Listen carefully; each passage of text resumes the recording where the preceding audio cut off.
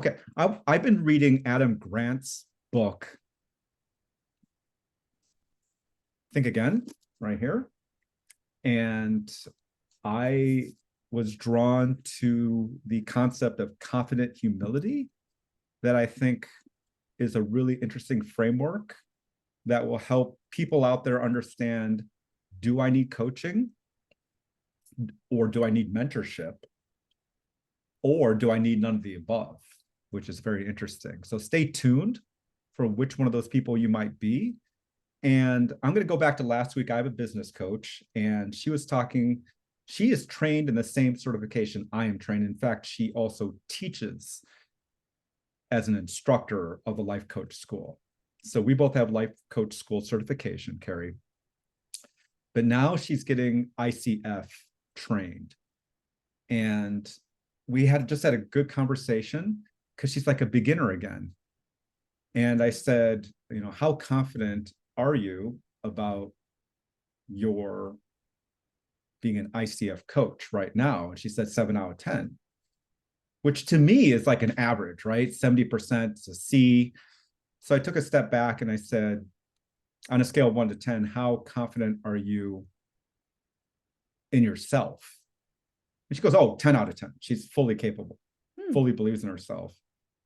So then it's not in her capability, in her self-confidence that she lacks. It's just that she's a beginner as an ICF coach.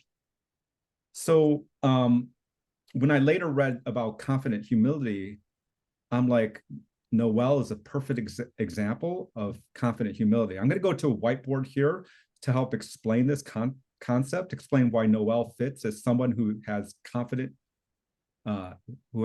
humility, which is what Adam Grant calls a sweet spot of confidence. And then what I want you as the audience, people watching this, is to try to identify where you are in this matrix. And then we'll explain how coaching can help and where coaching will not help, and mentorship. So I'm going to go to a whiteboard, and you let me know if you can see the whiteboard. Yep, sure will. Okay.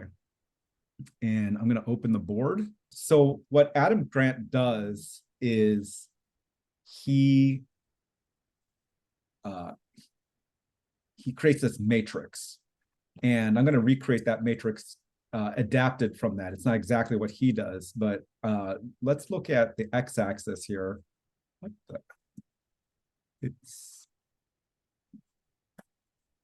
Why is that? It created a pen thing for me. Okay, let's retake. Okay. Got it. You're doing good. Okay. So what Adam Grant does is he creates this matrix in which we have you, the person, and you. Okay, do you see this, Kari? Okay, it's you.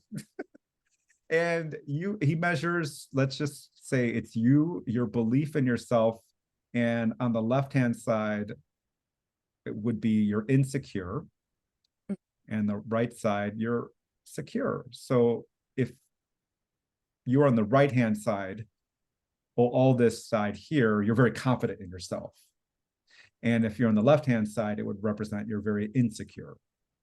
Okay. And then the y-axis is tools. So go like that. And either you're uncertain about your tools, or you're very certain about your tools.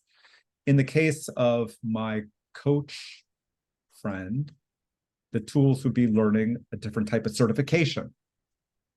For me, it could be playing tennis would be a tool. Different than my own belief in myself would be a belief in my tools. What am I using to accomplish whatever goal I'm setting myself out to, whether it's tennis and winning a match in tennis, or whether it's trying to be ICF certified and teach in that way. Those are the tools. Now, if you are very certain in yourself, very secure in yourself and very certain in your tools, he calls that blind arrogance. You're not going to seek help whatsoever. And that could be a problem. because you're just that confident in both yourself and your tools. And you're going to have blind spots that you're not going to see. The opposite of that here is you're not very secure in yourself and you're very uncertain about your tools. That's called debilitating doubt. You're paralyzed because you had neither confidence in your tools or yourself. And then over here is something called obsessive inferiority. You are very certain in your tools, but you obsess over your inferiority because you can't execute on those. You don't have the confidence in yourself to execute on a tool that you know that works. The sweet spot that Adam Grant talks about is confident humility here. You have confidence in yourself, but you are a little bit uncertain in your tools. And this is exactly where my coach is you have confidence in yourself, but you're not so arrogant that you won't admit weaknesses. And this is what's pretty cool about my coach is that she actually looked for a tape that wasn't perfect to send in to get critiqued because she knew she was a beginner. And so, but she also knew that she was confident enough in herself to send that tape in, that didn't represent her and her worth, et cetera, as a person. But I want to give you the best tape so you, trainer, can give me the best feedback. And that's what confident humility is. Now, the way I set this up is who needs coaching, who needs mentorship, and who doesn't need coaching, right? Hold on, this little circle was supposed to be right here. Ignore the little squiggly line. I don't know what that's really cool though. Okay, so I think I'll use myself as an example. When I switched from one public relations agency to become a director at a marketing agency, that was a huge leap for me. I've never been director. And also my first agency, they just threw you into the job and there was no training. So I was uncertain about my tools. And so what I did was I got a mentor. And the mentor helped me teach me media relations skills. Now, also, I was insecure about myself as a person, so I got a life coach. So that moved me into where I am now. It's confident humility. Mentorship is great when you have a lack of confidence in tools. It can accelerate your learning. Like we talked about earlier offline, that you're getting mentorship in a particular skill that you want to learn on how to market coaching. And then obsessive inferiority is also a great place to get life coaching, because you already know about the tools. You feel good about the tools. You just don't feel like you can execute on them because you don't have the capacity, or the capability.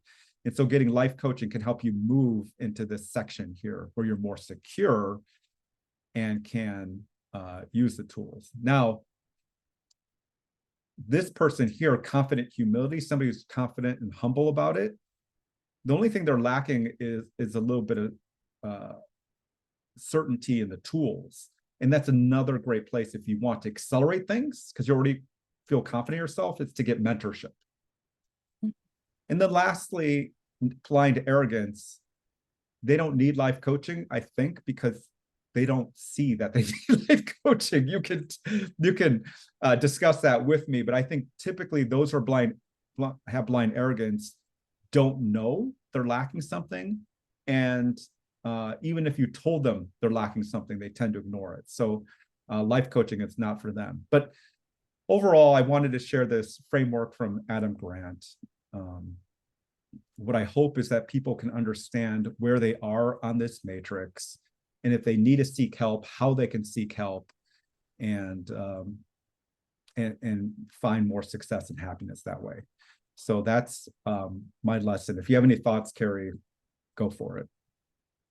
I love this visual because it takes it out of trying to solve everything in our head to an actual framework where you can see where you might actually best be served in getting help. So, for example, confident humility, I think, is great to know that you're securing yourself, but you are just looking for some competency in skills, or you're learning new skills, right? And honestly, when we add competencies or we build competencies, build our belief in our capabilities to use other skills outside of what we currently have expertise in, that only builds our confidence. But what I love about that is when you have confident humility, it allows you, you're actually in the energy of curiosity, which allows you to continue to grow and allows you to then not be in fear so much of what you don't know. So then there is this less defensiveness, or I don't know. I'm surprised that blind arrogance means you're secure in yourself. Mm-hmm. I feel like that's so interesting. So I'm learning a lot of stuff because I feel like that's so interesting. I would think that that would suggest an insecurity because you are unwilling to, or not even aware that there's always learning possible.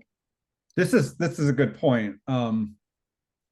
I look at this as a tool, and I think there's degrees here. And when I'll give you the exact quote he says about blind arrogance, and so that we can understand without butchering what his intent is, the author's intent. Blind arrogance: we become blinded by arrogance when we're utterly convinced of our strengths and strategies. Oh. So I mean, that's kind of very absolutist, right? When we're utterly convinced of ourselves and the strategies we use to employ, then we can become blind to, I would say, less humble. And you use the word curiosity, so we're not going to question that what we're doing is correct. And when we don't question, we could repeat the same mistakes, and not learn from them. Right, right. And thank you for pointing that out. First of all, I love Adam Grant. I love Adam Grant. I love his podcast as well. Yeah. And I really appreciate him really diving into the work that he does with, organizational psychology, so that we can kind of understand ourselves better, especially when, to see where we are, like you mentioned, in one of those quadrants. But also, if our ultimate goal is to be, adaptable and and able to be agile and want to keep changing with the times as necessary, then we can see where, if we can see ourselves in blind arrogance, we can see definitely where that might be actually a hindrance for us and our company, or if we are in leadership positions, that once we have awareness that that is something out there, that there is a thing called that, and we see ourselves reflected in that, that we can actually challenge whether or not we want to actually be that type of maybe leader. Is that the best for the company? Is that the best for ourselves? Yeah, I think one word I picked up on you, I think I could be making it up, so we'll have to go back to the tape, but it is this idea that nothing is ever standing still. Yes. There's always things that are evolving, especially if you're in the high-tech field. I was in the biotech field, and we went from the discovery of DNA in the 50s to being able to sequence DNA at the human genome level in the year 2000, to now being able to manipulate DNA and edit it with CRISPR technology in the last few years. A little bit scary, but what I'm trying to say is, not only is there change, but change is quickening. And so you can imagine being confident in this sweet spot of confident humility is important because your tools are always going to be a little bit behind, right? Just as soon as you figure out LinkedIn or whatever it is, there's going to be another tool that you're going to have to master, or LinkedIn is going to evolve. Yes. So we need to be humble in order to constantly, as you said, be curious and question. And I don't mean question necessarily just question because is it true or false, but wanting to adapt and grow and find out what's the latest and the best. To stay on that edge, you're going to have to continuously be confidently humble. Yes. And if you can be secure in yourself, if you can be secure in yourself, it doesn't mean anything that what you don't know. I mean, we know that actually some of the best leaders, their strategy is to have people smarter than them on their teams, because exactly for this reason, so that they can actually read what's out there and see what we need to actually pivot and change to, or where we need to adapt and grow. So that's really fascinating. And I can see from the other quadrants as well, obsessive inferiority, say that 10 times fast.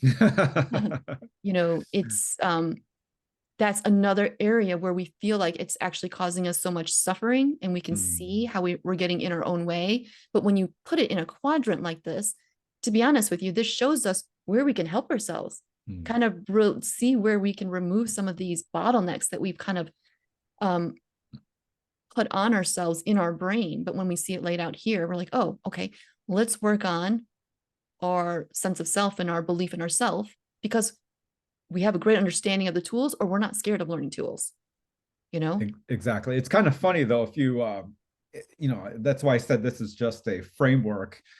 If you were to look at obsessive inferiority and you were to build confidence in yourself, you're moving from left to right. Hopefully you're not moving to blind arrogance. True. Good point. Yeah. Anyway, this is just an approximation, just a way to see the world, a way to see yourselves. And I'd be curious for people who do watch till the end of the video, where do you see yourself? I don't know if anyone would say they're blindly arrogant. I'd be curious if I'm blind arrogance, and I'm proud of that. But I would love to hear where people stand. Just for a little bit of self-awareness.